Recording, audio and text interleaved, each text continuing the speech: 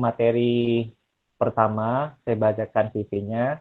Yang pemateri pertama itu yaitu Randy Pratsvela ya, di mana beliau itu menyelesaikan studinya untuk S1-nya itu di UGM ataupun Universitas Gajah Mada, dan untuk S2-nya ini relatif cukup banyak ya, ada di ITB, ada di Universitas Oxford, dan juga ada di University of Technology Queensland.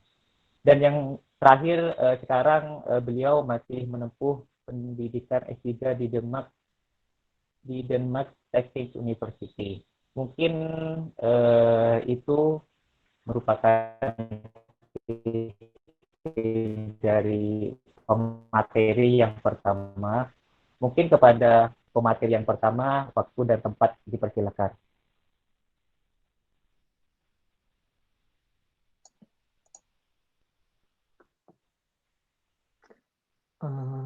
Bismillahirrahmanirrahim. Assalamualaikum warahmatullahi wabarakatuh. Waalaikumsalam warahmatullahi wabarakatuh. Alhamdulillah, terdengar ya. Iya, terdengar. Ini karena pertama kali saya pakai Google Meet nih buat meeting online. Oke. Ya, terima kasih. Bismillahirrahmanirrahim. Yang saya hormati Pak Ahmad Farid, yang saya hormati Ibu Sri Ratna Triasari, yang saya hormati Pak Nurholis, dan sahabat saya Mas Syafi'i. Assalamualaikum warahmatullahi wabarakatuh, dan juga teman-teman semua. Waalaikumsalam warahmatullahi wabarakatuh. Di sini masih pagi, jadi di sini masih pagi ya, jam 10 pagi gitu.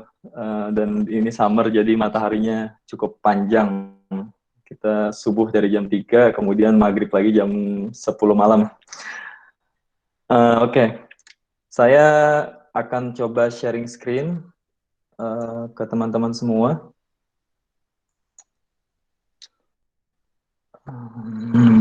Sebentar. Kita coba. Ini kali ya.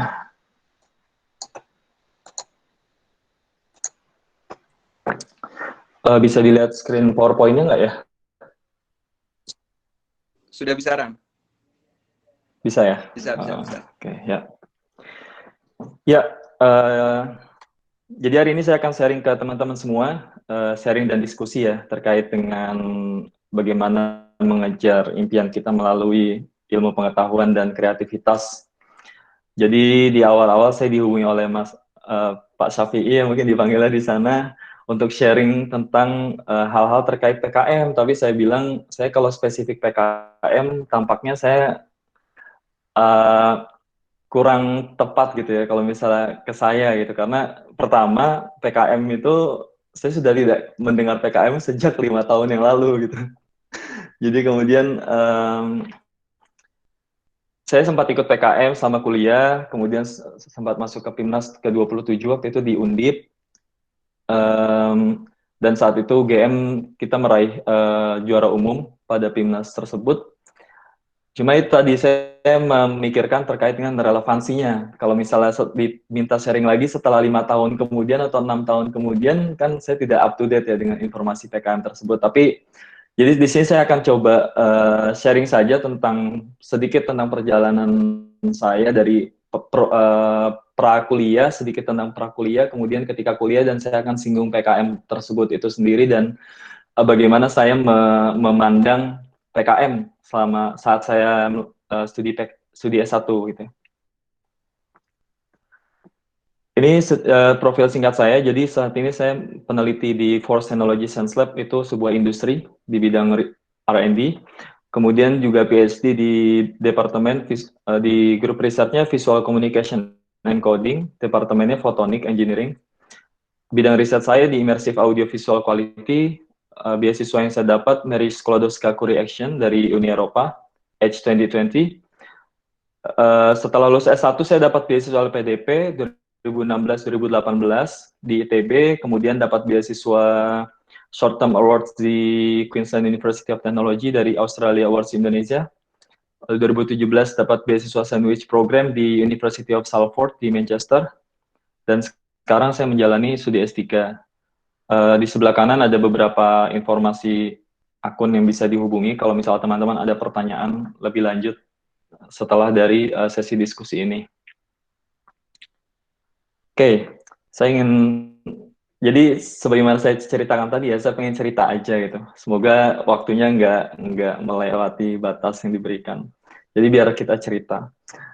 Nah, saya akan mulai ceritanya dari sini. Kalau teman-teman melihat ini, kira-kira apa yang ada di benak teman-teman semua? Betawi. Betawi ya, betul. Jadi saya ini termasuk keturunan Betawi. Kakek saya Betawi, ibu saya Betawi, bapak saya lama di Jakarta dan ya sudah lebih seperti orang Betawi juga.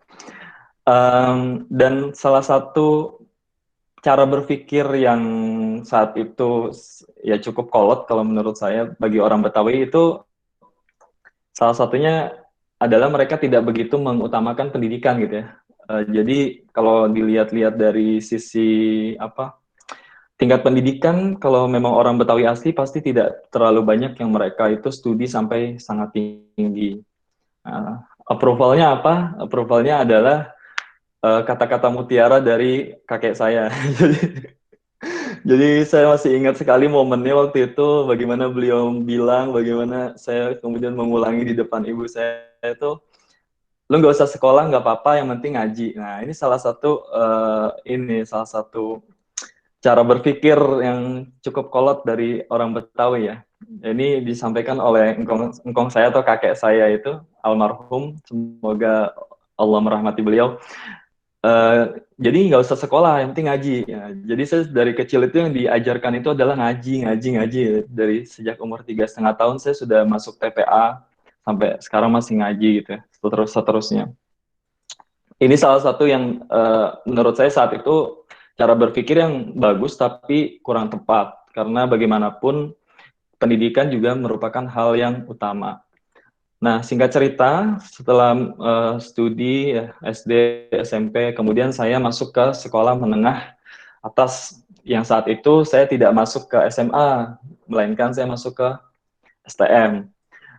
Jadi saya masuk ke STM di jurusan Teknik Mekanik Otomotif selama 2 tahun, lalu kerja praktek bengkel, sempat nganggur, cari kerja gitu ya. Saat itu saya tiap pagi nemenin adik saya nonton SpongeBob, sementara ibu saya di dapur melakukan pekerjaan rumah dan seterusnya.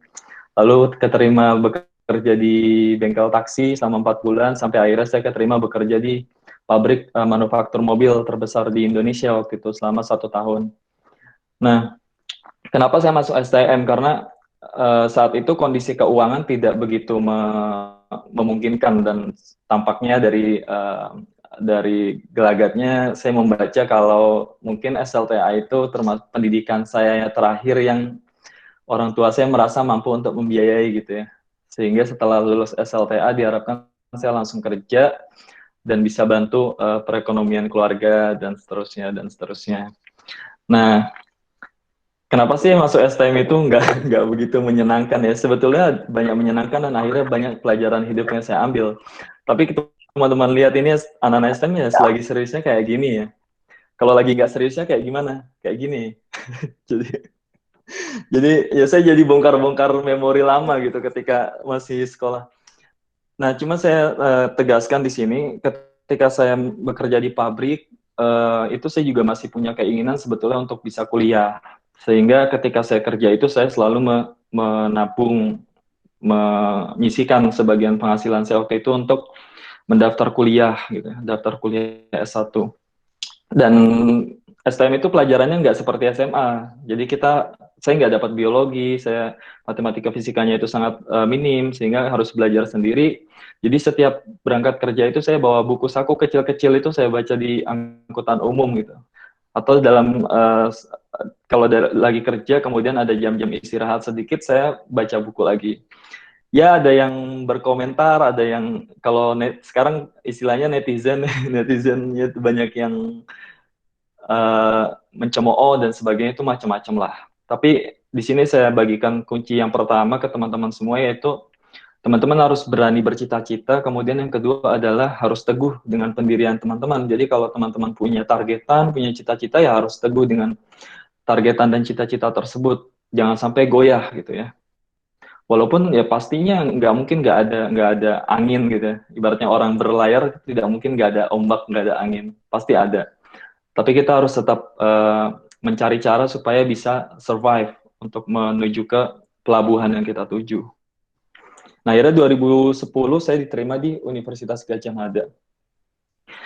Kemudian apa kunci yang kedua? Saya ingin sedikit membagikan resep-resep yang kedua adalah temukan atau buat lingkaran pertemanan yang sehat dulu. Nah, ini ada, itu saya baju biru dari kanan kedua. Kemudian ini teman saya berlima di STM ya, jadi kita nggak tahu gimana ceritanya, kita akhirnya dipertemukan untuk jadi sahabat gitu. Dan teman saya yang angkat tangan itu, dia kecelakaan ketika menjelang ujian nasional dan kakinya harus diamputasi. Jadi gimana beratnya itu saat itu, kemudian kita harus saling support, kemudian dia hampir putus asa, udah nggak mau ngapa-ngapain, udah kayak nggak mau hidup gitu ya. Terus kita harus support dia, bantuin dia supaya bisa bangkit lagi dan seterusnya. Lalu yang megang tongkat itu sebetulnya gaya-gaya aja sih. Jadi yang harusnya tongkatnya dipegang oleh yang angkat tangan itu.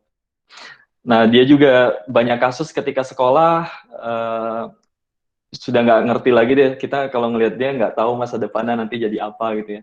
Tapi kita dipertemukan dalam satu momen yang akhirnya kita jadi teman, dan sekarang kami semuanya lulus S1. STM itu nggak banyak yang lulus S1 kalau dari STM ya. Di sekolah kami mungkin cuma beberapa, segelintir orang aja gitu, dan semua yang ada di foto itu lulus S1 dari berbagai universitas di Indonesia. Termasuk yang diamputasi kakinya itu, dia jadi seniman desain komunikasi visual di Jakarta. Jadi buat atau temukan lingkaran pertemanan yang sehat, karena itu juga akan mendukung dari cita-cita kalian atau target kalian, apapun, dari yang paling kecil, dari yang belajar di kelas dan seterusnya, perlombaan, atau dari cita-cita yang besar. Berikutnya, karena saya Muslim, maka saya punya juga motivasi sendiri yang kita biasanya bisa temukan, apakah itu dari Al-Quran ataukah dari hadis gitu ya. Di sini dikatakan, barang siapa yang menghendaki kebaikan dunia, maka dengan ilmu, barang siapa menghendaki kebaikan di akhirat, maka dengan ilmu, barang siapa menghendaki kebaikan keduanya, maka dengan ilmu. Artinya, ilmu menjadi salah satu kunci yang harus kita pegang ketika kita ingin mendapatkan kebaikan-kebaikan baik di dunia maupun di akhirat. Apa saja kebaikan itu pun bisa jadi membutuhkan ilmu pastinya. Dari hal yang paling kecil ya, membuka tutup botol, itu kita butuh ilmu juga. Nah, kunci yang ketiga, ketika selama masa kuliah, saya ini saya share aja, belajar mengambil keputusan, lalu melihat konsekuensi dari tiap keputusan dan berani membuat pengorbanan saat kondisi mengharuskan. Paling simpel, perkuliahan, pengambilan SKS misalnya. Kemudian kita melihat, katakanlah IPK-nya berapa, 3 misalnya, kan ada batasan ya, IPK sekian bisa mengambil sekian gitu kan ya, dan seterusnya. Ketika IPK-nya misalnya tidak memungkinkan untuk mengambil perkuliahan yang cukup, misalnya tidak sampai 20 atau tidak sampai 24 SKS, maka kita harus mengambil keputusan mana SKS yang harus kita ambil. Lalu kalau kita seperti itu, konsekuensinya apa kalau kita mengambil SKS tersebut? Ini berupa sebuah pengorbanan kan ya, akhirnya kita mengorbankan perkuliahan dan seterusnya. Paling kecil, yang paling besar pasti teman-teman banyak yang mengalami. Saya akan masuk ke masa kuliah, jadi ada 4 hal yang pertama kali saya pikirkan ketika pertama kali sampai Jogja. Yang pertama, mencari tempat tinggal, beasiswa, pekerjaan, dan organisasi. Organisasi masih tanda tanya karena bukan prioritas saya waktu itu. Ini salah satu pengorbanan. Nah, tempat tinggal, saya tinggal di masjid ini, di gambar ini, selama 4 tahun. Ini masjid. Jadi setelah mencari tempat tinggal, yang saya pikir saya nggak punya modal, saya kuliah tidak dikirimi beasiswa orang tua. Saya jadi bermodal sendiri dari pekerjaan saya cari jalan gimana caranya bisa survive di Jogja dan seterusnya. Jadi saya tinggal, karena saya udah mencari kosan, dan waktu itu paling murah 975.000 per tahun. Murah sebetulnya. Tapi karena ada yang gratis, saya pilih yang gratis. Di masjid ini gratis tinggalnya, jadi di depan masjid itu, di area masjid masih di dalam, ada kamar-kamar kosan yang dikhususkan untuk mahasiswa. Mereka tugasnya adalah memakmurkan masjid, kayak azan, bersihkan masjid, kemudian ngajar TPA dan seterusnya. Ini saya dengan anak-anak TPA. Jadi pilih yang gratis. Kemudian beasiswa. Sama kuliah saya juga mencari beasiswa. Jadi hal pertama yang saya lihat itu adalah beasiswa di Geraha Sabah Pramana waktu pertama kali datang ke UGM. Ternyata UGM punya 68 list beasiswa. Ini saya bikin optimis saya waktu itu. Insya Allah dari 68 kalau saya apply semuanya pasti adalah ya 1-2 yang lolos, nggak mungkin nggak ada. Itu asumsi kasarnya saja. Dan akhirnya saya selama 4 tahun dapat beasiswa di UGM. Kemudian pekerjaan, sebelum saya masuk sekolah, kuliah, saya datang lebih awal sebelum perkuliahan dimulai, karena saya harus tinggal di masjid ini dan harus bantu-bantu sejak awal. Saya dapat pekerjaan pertama yaitu jadi operator warnet. Jadi saya jaga warnet berapa jam sehari gitu. Bayarannya nggak besar, setiap 1 jam itu 2.000 kalau nggak salah.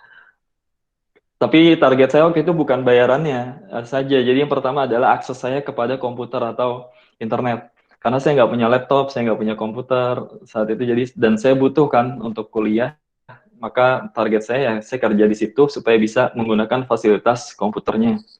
Organisasi cerita lain karena saya korbankan di tahun-tahun pertama perkuliahan saya.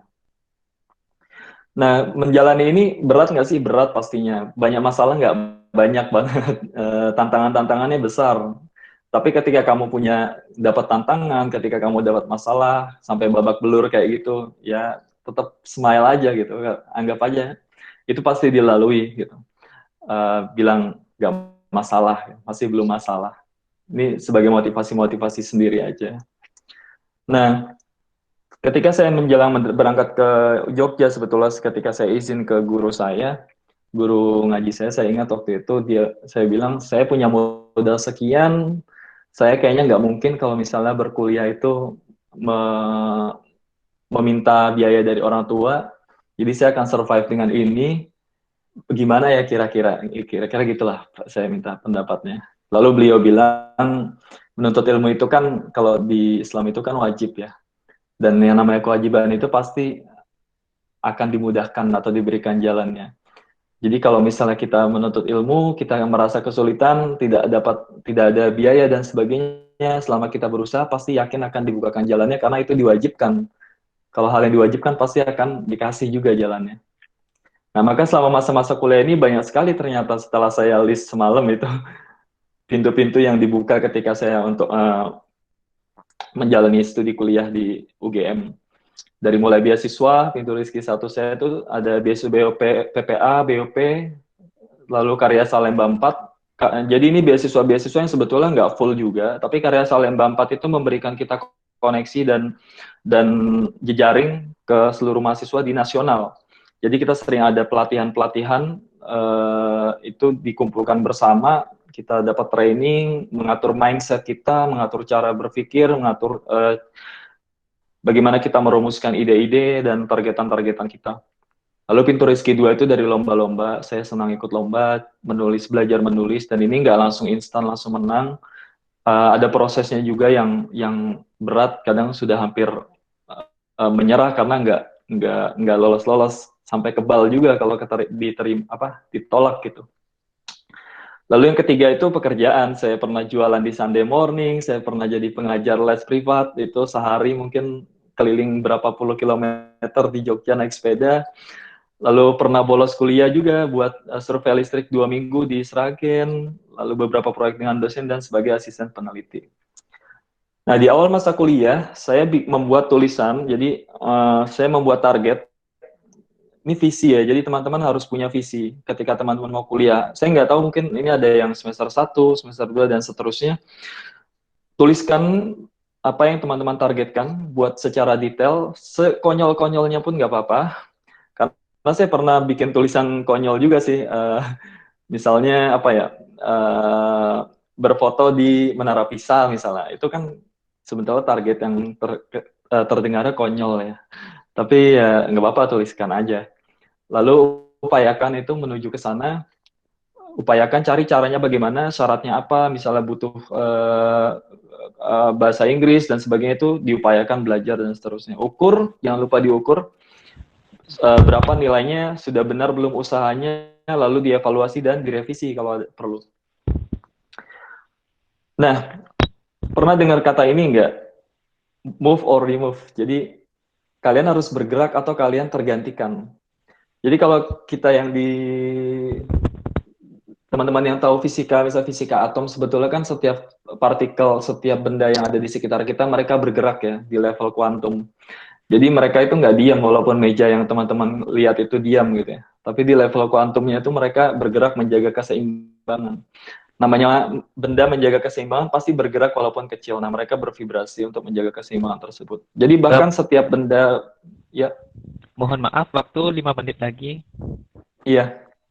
Ya, jadi benda-benda itu semuanya bergerak. Nah, teman-teman juga harus bergerak untuk di organisasi, aktif di dunia organisasi, dan seterusnya.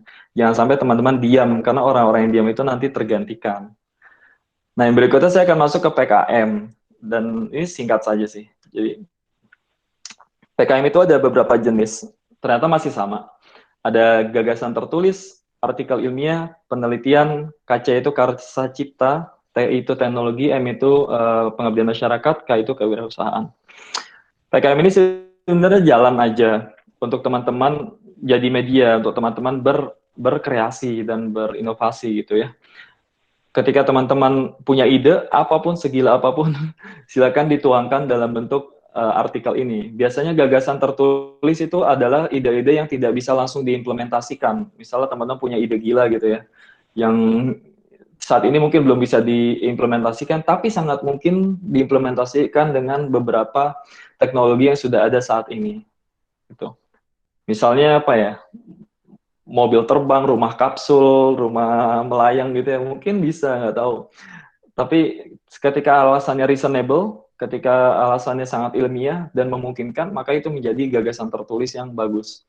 Lalu artikel ilmiah biasanya yang sudah terpublish. Kalau penelitian itu PKM penelitian, bisa penelitian sosial, bisa penelitian scientific, science, apa ya, science kan ilmu pengetahuan, murni, ilmu pengetahuan murni gitu ya.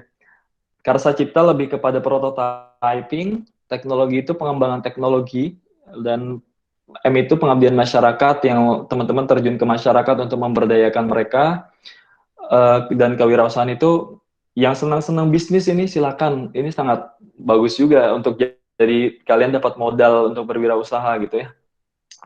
Nah, PKM ini, saya melihat PKM lebih kepada media yang bisa mewadahi tujuan saya, bukan sekedar lomba. Jadi kalau PKM sekedar lomba, mungkin setelah lomba itu akan hilang gitu. Tapi ketika kita melihat PKM, oh ini ada Dikti, mereka membuka peluang PKM, kalau kita mengajukan ide kita dapat dana sekian, bisa kita manfaatkan untuk apa passion kita. Nah, ketika kalian sampai mengirimkan proposal, dapat dana saja, itu sudah jalan sendiri buat kalian. Saya minta 5 menit lagi ya, sedikit tambahan. Jadi sampai kalian dapat dana itu sudah jalan. Jangan sampai berpikir dulu bagaimana kalian memenangkan kompetisi ini. Tapi yang dipikirkan pertama adalah bagaimana kalian mengimplementasikan ide kalian sehingga menjadi sesuatu yang bermanfaat buat kalian dan juga buat tujuan kalian. Ketika kalian menjalankan itu, gunakan dana itu sebaik-baiknya, maka kalian akan, misalnya kalian bisa punya ide ini dan ide ini akan kalian pakai untuk tugas akhir kalian. Nah, tugas akhir kan ada yang membutuhkan dana. Dengan lolos PKM itu bisa jadi dana kalian untuk mengerjakan tugas akhir gitu. Itu salah satu contoh yang paling sederhana. Memang tujuan akhirnya adalah masuk ke PIMNAS dan kemudian kalian menang. Tapi itu bukan tujuan utama. Itu tujuan akhir ya, bukan tujuan utama. Tujuan utamanya adalah kalian bisa belajar mengolah ide, rasa, dan karsa kalian itu menjadi sesuatu bentuk yang real dalam bentuk karya yang baru. Nah, masalah masuk PIMNAS atau enggak itu tergantung karya kalian. Karena kalau dinilai karya kalian itu cocok masuk PIMNAS, akan dipilih masuk PIMNAS. Kalau masih terbaik akan jadi pemenang di timnas dan seterusnya. Saya melihat PKM lebih kepada nilai-nilai itu daripada sekedar kompetisi yang kalian bisa menang, dapat piala dan seterusnya. Justru prosesnya itu yang paling berharga ketika kalian masuk ke dunia per PKM-an kalau di UGM dibilang. Sampai kalian masuk timnas misalnya. Ini timnas 27 ketika UGM juara umum saat itu. Jadi timnas itu sendiri juga yang paling terasa adalah euforianya sebetulnya. Ketika kalian berasal dari berbagai kampus di Indonesia, berkompetisi bersama-sama, apa yang telah kalian lakukan. Jadi kompetisi ini apa yang telah kalian lakukan gitu kan, bukan yang akan kalian lakukan. Nah, disinilah kalian belajar banyak, berkenalan dengan banyak orang, melihat bagaimana kampus lain mempersiapkan PKM-nya, mempersiapkan timnasnya, cara presentasinya, itu semua kita pelajari, bagaimana mereka menyiapkan posternya dan seterusnya. Nah, ini juga adalah euforia baru kalau misalnya kalian akhirnya nanti dapat merasakan berada di salah satu euforia ini gitu ya. Itu yang kalian utamakan, kejar gitu. Karena pada akhirnya timnas ini adalah momen saja gitu. Di akhirnya akan jadi kenangan kalian. Tapi apa yang kalian pelajari selama proses PKM dan timnas itulah yang akan membentuk kalian sampai ke kehidupan berikutnya, fase-fase yang berikutnya.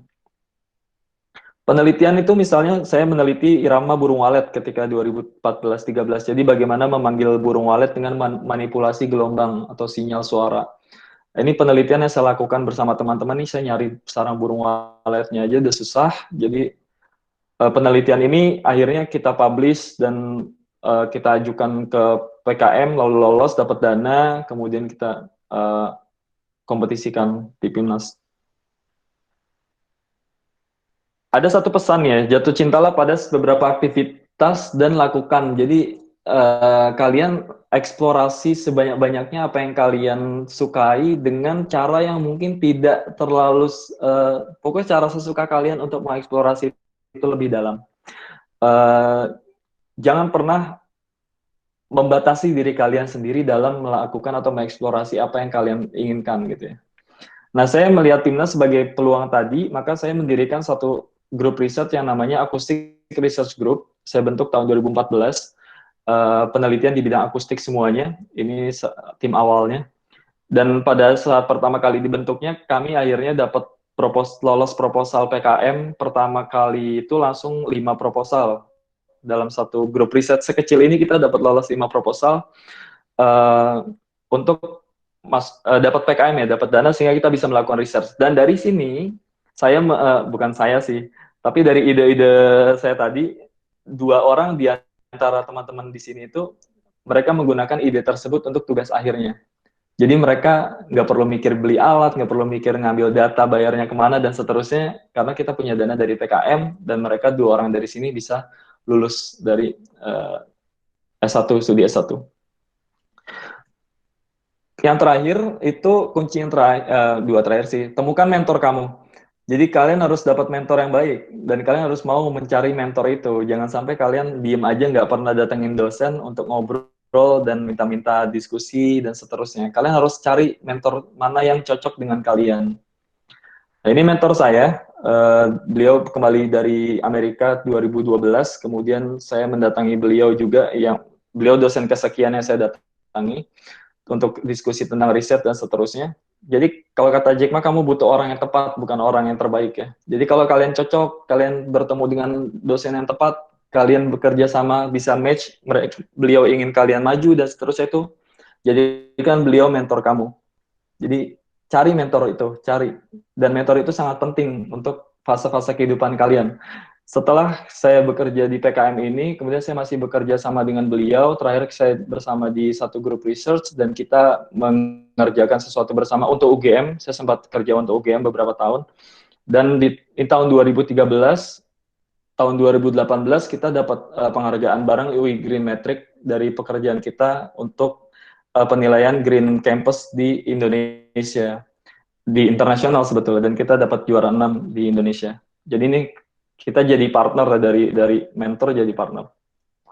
Nah, ketika kalian berpikir kalian kecil dan kalian nggak punya kekuatan, ingat kalau sebetulnya kalian itu ada singa gitu di dalam diri kalian yang bisa kalian keluarkan, atau ada kemampuan-kemampuan yang kalian belum pernah lihat, mungkin bisa kalian usahakan, dan itu harus terus kalian latih dan kalian keluarkan gitu.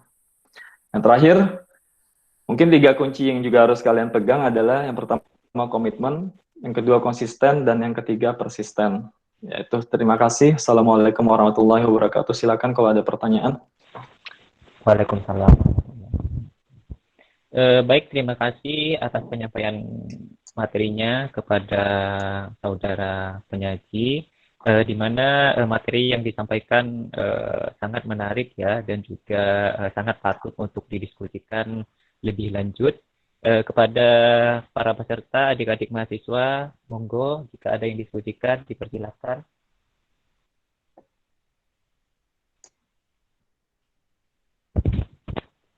Monggo adik-adik mahasiswa, ini kesempatan langka loh, harus digunakan sebaik mungkin.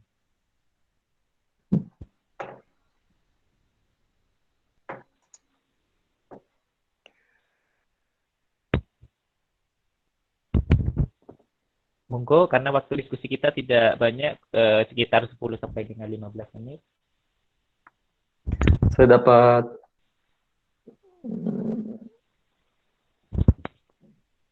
dapat ini chat Ya. dari Untuk pertanyaan pertama ini dari Bapak Muji gitu ya.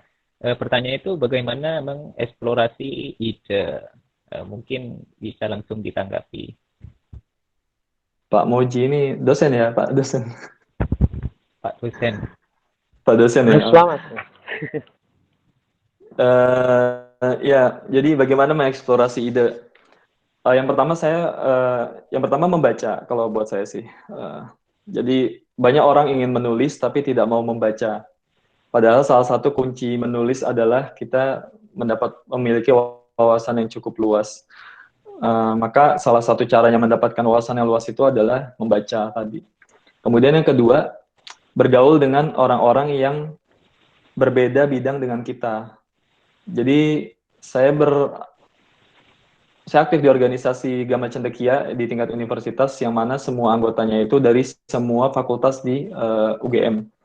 Sehingga kita kadang-kadang berdiskusi bareng, saya diskusi dengan orang biologi, dengan orang teknologi pertanian juga, dan seterusnya kita dapat menggali ide-ide baru yang misalnya mensinergikan bidang ilmu kita, atau misalnya kita benar-benar ide yang tidak ada kaitannya dengan bidang ilmu kita itu juga bisa, karena kita membaca referensi-referensi yang berbeda.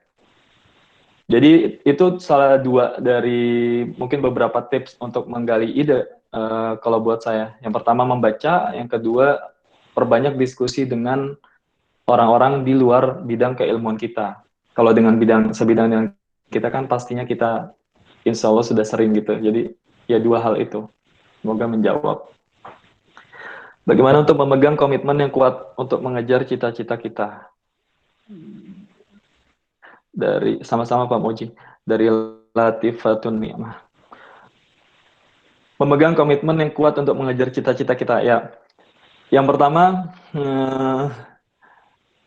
kita harus tuliskan itu kalau menurut saya. Sehingga ketika setiap kali kita akan lupa, kita bisa lihat lagi kalau kita pernah punya komitmen itu. Itu kenapa tadi saya bilang tuliskan yang pertama itu. Nah, ketika kita sudah tuliskan, kita bisa lupa, bisa.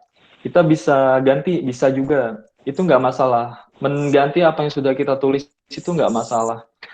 Selama kita tadi belajar tadi ya, ada yang namanya kompensasi, ada yang namanya kita menerima pengambilan keputusan dan konsekuensi, dan seterusnya itu akan bergelut terus selama kita menjalani dunia, ya hidup di dunia sebetulnya. Nah, ini yang akan kita pelajari terus. Lalu kondisikan diri kalian di lingkungan yang tepat. Sekarang lingkungan itu bisa bentuknya online, bisa bentuknya offline. Kalian cari, misalnya kalian punya cita-cita mencari beasiswa, maka kalian cari milis-milis beasiswa. Cita-cita kalian ingin jadi pengusaha, maka carilah grup-grup WhatsApp untuk pengusaha. Itu ada. Cita-cita kalian ingin menjadi YouTuber, carilah grup-grup YouTuber. Itu juga ada. Jadi ada loh grup YouTuber di WhatsApp, itu ada. Dan kalian, media itu banyak sekali. Nah, posisikan lingkungan kalian, diri kalian di lingkungan yang tepat. Itu salah satu cara lain yang bisa memudahkan kalian untuk menjaga komitmen yang kuat untuk mengejar cita-cita kalian. Dan banyak-banyak diskusi, minta pendapat orang lain. Kalau misal kalian bisa menemukan mentor kalian, maka mentoringlah sering-sering dengan mereka secara konsekuen. Insya Allah nanti akan ada jalan-jalan itu terbuka. Gitu. Mind mapping yang membuat saya seperti sekarang.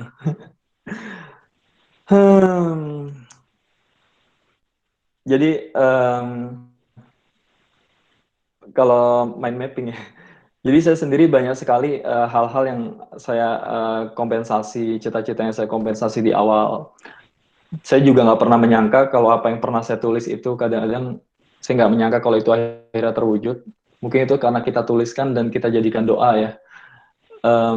Salah duanya itu adalah bersyukur dan bersabar sebetulnya. Kalau kalian punya cita-cita, kalian punya targetan, kalian punya keinginan membahagiakan orang lain di sekitar kalian misalnya, maka kalian banyak-banyaklah bersyukur, kalian rajin-rajin bersabar, karena dua kunci itu sebetulnya inti juga dalam kehidupan kita. Kalau misalnya kita dapat hal sedikit, sesedikit apapun, bersyukurlah.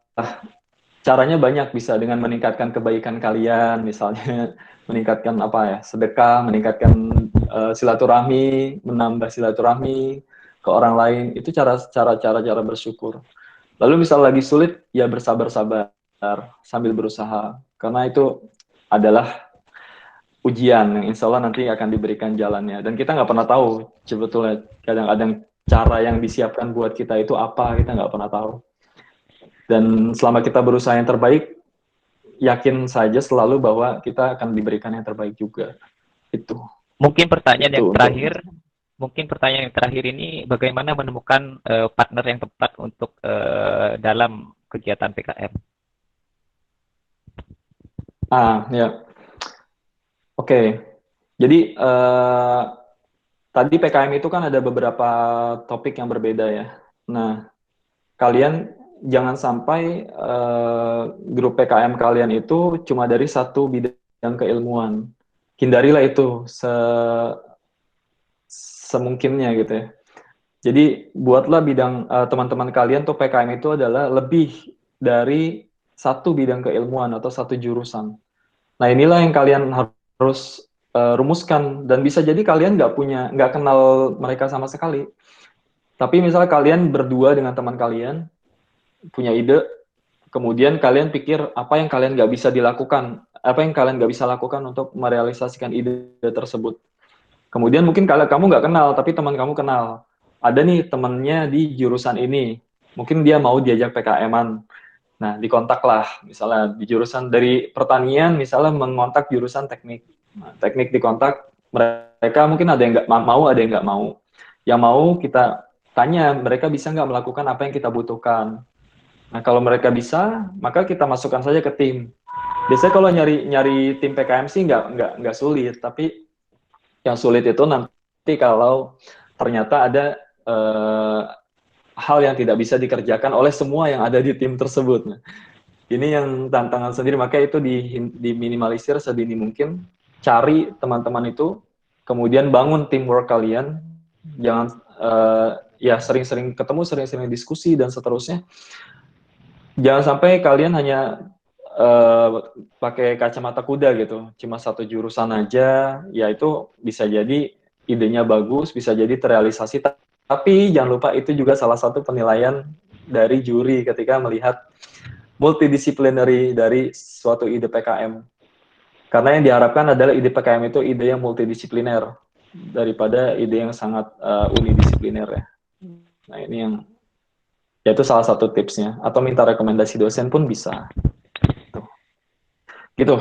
Mungkin saya cukupkan saja untuk sesi diskusi pada pemateri pertama, di mana mungkin kesimpulan yang kepada adik-adik itu, mungkin adik-adik nanti bisa lebih banyak membaca, lebih banyak berdiskusi, dan juga yang paling urgent ataupun paling penting juga adik-adik banyak bersyukur dan juga sabar ya mungkin ya.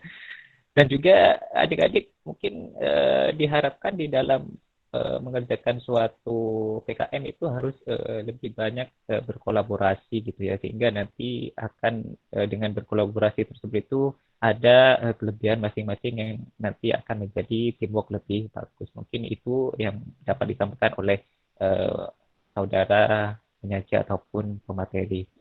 Mungkin saya sampaikan terima kasih kepada pemateri yang telah meluangkan waktunya memberi informasi ataupun wawasan kepada adik-adik mahasiswa. Terima kasih atas waktunya. Ya, sama-sama. Sedikit tambahan saja terakhir. Saya sempat sampaikan ke Pak Safi'i, kalau misalnya ada pertanyaan terbaik, nanti silakan panitia yang memilih saja. Saya sediakan ada 2 buku yang pernah saya tulis sama teman-teman waktu S1. Saya lihat masih ada di pasaran, jadi kalau ada pertanyaan terbaik, silakan dipilih dari sesi saya 1 orang, dan dari sesinya Mbak Mega 1 orang. Nanti panitia yang pilih, minta nama, nomor telepon, dan juga alamat pengirimannya, atau mungkin bisa dikirimkan ke panitia juga, biar nanti saya kirimkan, nanti kasih tahu ke saya aja, nanti saya akan kirimkan sesegera mungkin. Ya, terima kasih. Jadi semoga semangat semuanya. Saya harap teman-teman di sini bisa melihat peluang-peluang ini sebagai jalan buat kalian menuju kesuksesan baik saat S1 maupun setelahnya. Saya izin pamit karena ini weekend. Iya, monggo. Bapak. Terima kasih semuanya. Ya. Assalamualaikum warahmatullahi wabarakatuh. Waalaikumsalam Warahmatullahi wabarakatuh. Terima kasih Randi. Sama-sama.